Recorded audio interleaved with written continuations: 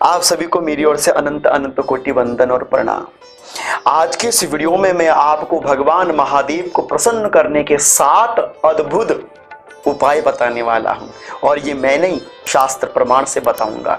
मैंने नंदी पुराण, शिव पुराण, लिंग पुराण, स्कंद पुराण, इन चारों पुराणों के अंतर्गत जो विशेष विशेष संकेत देखे हैं भगवान महादेव को प्रसन्न करने के लिए, उन्हीं विशेष विशेष उपायों को मैं आप लोगों के सामने प्रस्तुत करूंगा। और मुझे विश्वास है कि अगर आप इन उपायों को अपने महादेव को प्रसन्न करने के लिए करेंगे तो भगवान महादेव अत्यंत और अति शीघ्र प्रसन्न हो जाएंगे। और इस वीडियो में जो भी आपको मैं बताऊंगा वह प्रमाण ये गिरीशानंद शास्त्री आपको नहीं दे रहा, बल्कि वह प्रमाण मैं आपको शास्त्रों के द्वारा दूंगा। इसलिए विश्वास मेरे पर नहीं, शास्त्र के प्रमाण के ऊपर कीजिएगा। तो बड़ी प्रेम के साथ आइए, आप लोग मेरे साथ जुड़ जाइए और सुनिए बड़ी प्यार से प्रत्येक विषय को ध्यानपूर्वक। सर्वप्रथम भगवान महादेव को प्रसन्न करने का उपाय है श्रद्धा और विश्वास। जी हाँ, मैंने सारे पुराणों को पढ़ा, प्रत्येक पुराण में एक ही शब्द लिखा है कि भगवान को प्रसन्न करने के लिए आपके पास कुछ ना हो कोई बात नहीं, लेकिन श्रद्धा और विश्वास आपके पास जरूर होना चाहिए। इसीलिए कहा गया है कि श्रद्धया साध्यते धर्मो, श्रद्धा से ही सारे काम परिपूर्ण होते हैं। तुलसीदास तो स्वयं कहते हैं कि भवानी शंकरो वंदे श्रद्धा विश्वास रूपिणो, याभ्याम विना न पश्यन्ति सिद्ध स्वांतस्तमीश्वरम।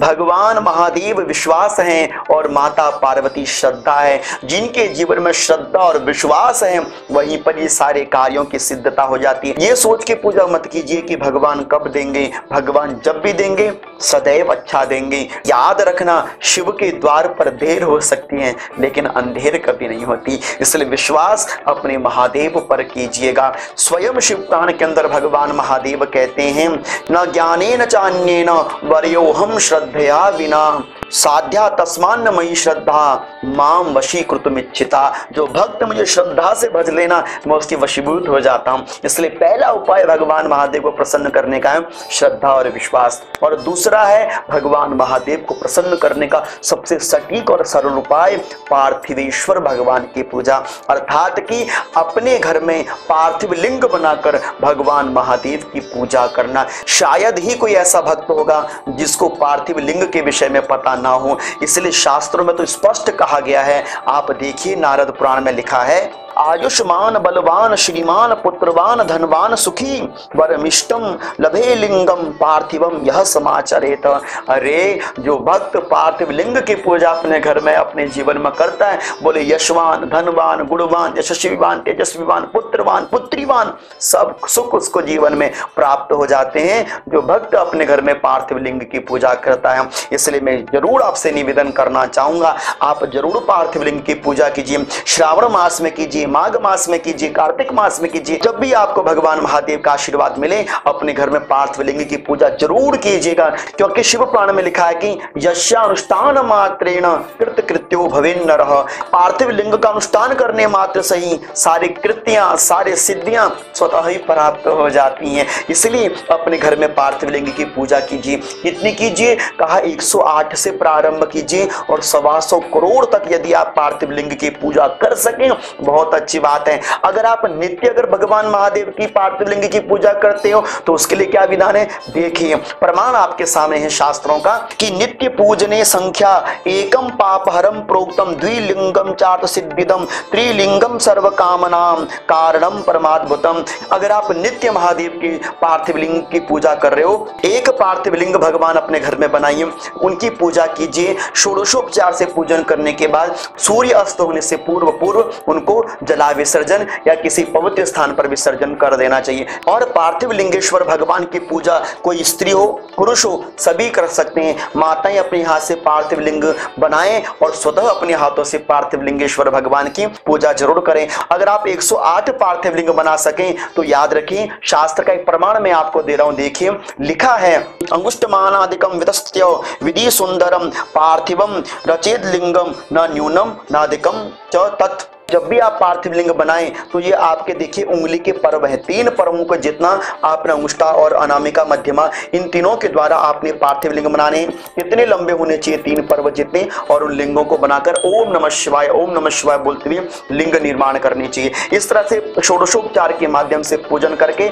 आप उनका सूर्य अस्त से पहले विसर्जन कर दीजिएगा। बनाने किसके हैं? बोले या तो विमोट की मिट्टी होती है जिसे हम वाल्मीकि अर्थात दीमक की मिट्टी कहते हैं, उसके द्वारा बना सकते हैं, या फिर आप पीपल की जड़ की मिट्टी, बड़ के पेड़ की मिट्टी, या किसी गंगा के किनारे की पवित्र मिट्टी, या किसी तीर्थस्थल की मिट्टी के द्वारा आप पार्थिव लिंगेश्वर भगवान का निर्माण करके उनका नित्य पूजन करके संध्या काल से पूर्व आप विसर्जन कर सकते हैं। और भगवान महादेव को प्रसन्न करने का तीसरा तरीका क्या है? बोले बिल्व वृक्ष की पूजा। अर्थात कि ऐसा कौन सा भक्त है जिसको बिल्व वृक्ष की महिमा के बारे में पता ना हो। और स्वयं हमारे तो शिव पुराण में लिखा हुआ है, महादेव स्वरूपोयम बिल्वः, अर्थात कि यह बिल्व वृक्ष स्वयं महादेव का स्वरूप है। मूल तो ब्रह्म रूपाय, मध्य तो विष्णु रूपणे, अग्रतः शिव रूपाय बिल्व वृक्ष नमो नमः। अर्थात कि जड़ में ब्रह्मा, मध्य में विष्णु और अग्रभाग में स्वयं महादेव वास करते हो। ऐसे बिल्व वृक्ष की अनन्य महिमा है, मैं आपको बताना चाहता हूँ। विशेष शिव पुराण में और लिंग पुराण में और स्कंद पुराण में कहा गया है कि जो भक्त चतुर्दशी के दिन, कौन सी? शिव चतुर्दशी कृष्ण पक्ष में जो आती है, त्रयोदशी के दिन, प्रदोष के दिन जिसे हम कहते हैं, या सोमवार के दिन, या श्रावण सोमवार के दिन, या श्रावण मास में जब प्रारंभ होता है श्रावण मास, तब से लेकर अंतिम के श्रावण मास तक जो भक्त अखंड रूप से बिल्व वृक्ष की जड़ में जल अर्पित करता है, या दूध में तिल मिलाकर जल अर्पित करता है, और चमेली के तेल का दीपक जलाकर जो बिल्व वृक्ष की छांव में ओम नमः शिवाय की 11 मालाओं का नित्य जप करता है, शिव चालीसा का पाठ कर ले, या शिव पुराण का पाठ कर ले, या किसी ब्राह्मण दंपत्ति को बिल्व वृक्ष की छांव में बैठाकर उनको आप भोजन करा दें तो संतान की प्राप्ति भी हो जाती है, सुखों की प्राप्ति हो जाती है। बहुत अनन्य फल है साहब बिल्व वृक्ष की पूजा का। इसलिए मैं आपको खोखली बातों से नहीं, शास्त्र के प्रमाण से एक उत्तर देना चाहता हूँ। बिल्व मूले जलेर यस्तु मूर्धा नाम भी सिंचति स सर्व तीर्थ स्नातः स्यात् स एव भूवि पावनः। विद्वेष संहिता की 22वें अध्याय के 25वें श्लोक में लिखा है कि बिल्व वृक्ष की जड़ में जो जल चढ़ाकर उसकी जल को अपने ऊपर सिंचित कर लेता है, मार्जन करता है, बोले उसको तीर्थ स्नान का फल प्राप्त होता है, सारे अग पाप निवृत्ति हो जाती है। इतनी बड़ी भारी महिमा है बिल्व वृक्ष की पूजा की। और श्री सूक्तम में तो बिल्व वृक्ष की इतनी भारी महिमा बताई है कि आदित्य वर्णे तपसोद्विजातो वनस्पतिस्त वृक्षोऽत बिल्वः तस्य फलानि तपसा नुदन्तु यान्तिरायास्य बाह्या अलक्ष्मीः। जो बिल्व वृक्ष की पूजा करता है लक्ष्मी माता सदैव प्रसन्न रहती है। और चौथा है, बोले भगवान महादेव को उनका प्रिय पुष्प अर्पण करना। कौन से उनके प्रिय पुष्प? मैं आपको शास्त्र प्रमाण दे रहा हूं, जरा एक बार ध्यान से सुनिए। परवीर समाग्नेया जाति बकुल पाटलाः श्वेत मंदार कुसुमम सित पद्मम तुल्यमुच्यते शमी पुष्पम भृत्याश्च कुसुमम तुल्यमुच्यते नाग चंपक पुन्नागौ धतूर कसमौ स्मृतौ। अर्थात की चमेली, पाटला, मंदार, श्वेतार्क, शमी, नाग चंपा, धतूरा, कनेर, अपराजिता, शंख पुष्पी, चिड़चिड़ा और बिल्व पत्र और कमल पत्र बोले बहुत अत्यंत प्रिय महादेव को। इतना ही नहीं, शास्त्र कहता है कि सर्वासाम पुष्प जाति नाम परवरम नील मुत्पलम, बोले कि नीला कमल भगवान महादेव को अत्यंत प्रिय है। और उससे भी बढ़कर है, बोले कि बिल्व पत्र, बिल्व पत्रेर विना पूजाम यह करोति शिवस्य च स याति नरकम घोरम यावदिनाश्च चतुर्दशः। बोले जो भक्त भगवान महादेव की पूजा करता है लेकिन बिल्व पत्र अर्पण नहीं करता, उसे फिर शिव भक्त नहीं कहा जा सकता। इसलिए बिल्व पत्र भगवान महादेव को अत्यंत प्रिय है। मंदार, श्वेतार का पुष्प अत्यंत प्रिय है। अपनी श्रद्धानुकूल भगवान महादेव को इन पत्र पुष्पों को अर्पण करके भी आप महादेव को प्रसन्न कर सकते हैं। और पांचवा उपाय भगवान महादेव को प्रसन्न करने का कि शिवलिंग और शालिग्राम को एक साथ रखकर उनकी पूजा करना। कई लोगों के मन में भ्रामिक विचार आते हैं कि शिवलिंग और शालिग्राम को एक साथ नहीं रखना चाहिए। ये तो हमारी मंद सोच है कि शालिग्राम और शिवलिंग को आप अलग अलग समझ रहे हैं। शालिग्राम विष्णु स्वरूप है, शिवलिंग शिव स्वरूप है। दोनों का संगम तो अपने आप में दिव्यकारी माना जाता है। इसलिए शास्त्र कहता है कि शालग्राम शिला संगात सर्वम याति पवित्रता। बोले सारे शिवलिंगों का प्रसाद ग्रहण योग्य नहीं होता, लेकिन अगर शालिग्राम की शिला शिवलिंग के ऊपर रखी हो तो वह प्रसाद भी ग्रहण युक्त हो जाता है। इसलिए प्रत्येक भक्ति से मैं कहना चाहूंगा, अपने घर में शिवलिंग और शालिग्राम को एक साथ रखकर उनका नित्य स्नान कीजिए और नित्य श्रृंगार कीजिए। देखिए आपके जीवन में कितनी सिद्धता आती है। भगवान महादेव को प्रसन्न करने का छठवां उपाय है रुद्राभिषेक। मंत्र महोदधि में कहा गया है कि स्तुति प्रियो महाविष्णु गणेश तर्पण प्रिय दुर्गार्चना प्रिया नूनम अभिषेक प्रिय शिव।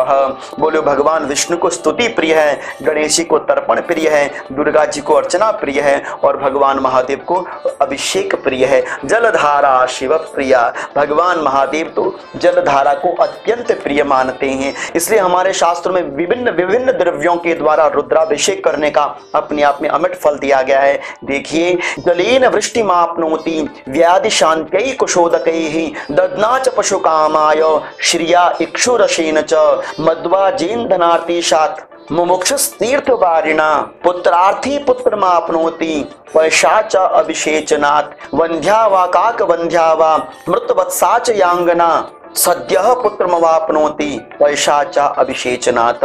बोले अगर व्याधि है, रोग है तो कुशा के जल से, धन की प्राप्ति के लिए बोले गन्ने के रस से, शक्कर के रस से, पुत्र प्राप्ति के लिए शहद से या फिर बोले दूध से महादेव का अभिषेक करने वाली जो शनि की पीड़ा से त्रासित है, बोले ऐसे भक्त को दूध में काले तिल डालकर भगवान महादेव का अभिषेक करना चाहिए। बहुत लाभकारी होता है साहब। और भगवान महादेव को प्रसन्न करने का सातवां सबसे सटीक और सरल उपाय है रुद्राक्ष और भस्म धारण। क्या कहिएगा इसकी महिमा के विषय में तो आप स्वयं देखिए, प्रमाण में आपको दे रहा हूं। लिखा है विभूतिर यश न भाले नांगे रुद्राक्ष धारणम नाशे शिवमयी वाणी तम त्यजेत अधमम यथा।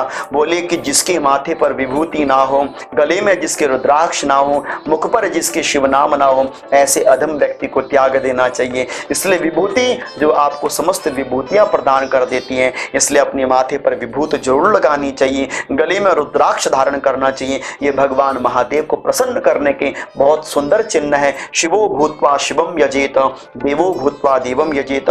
देवों को देव बनकर पूजना चाहिए और शिव को शिव बनकर पूजना चाहिए। इसलिए माथे पर त्रिपुंड और गले में रुद्राक्ष धारण करना चाहिए। महादेव अत्यंत और बहुत जल्दी प्रसन्न हो जाते हैं। अतः मुझे आशा है कि भगवान महादेव को प्रसन्न करने के लिए जो मैंने यह शास्त्रीय प्रमाण आपको बताए आपको अच्छे लगे होंगे। अगर आपको यह वीडियो अच्छी लगी है तो इस वीडियो को लाइक, शेयर और सब्सक्राइब जरूर कर दीजिएगा। अगर आप मेरे से जुड़ना चाहते हैं तो आप मुझे इंस्टाग्राम पर फॉलो कर सकते हैं। तब तक आप सभी सज्जन भक्तों को मेरी ओर से अनंत अनंत कोटि वंदन, प्रणाम।